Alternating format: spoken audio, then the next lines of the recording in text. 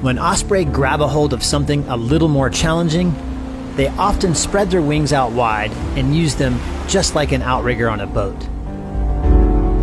The goal here is simple: stay afloat.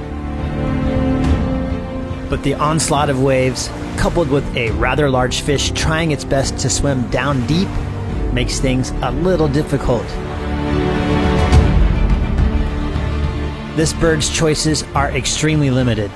It can let go of the fish and start the whole process over, or it can hold on and fight for its life. Hunger is a powerful motivator, and when the meal is a highly prized pompano, this osprey isn't going to give up until it gets the fish airborne.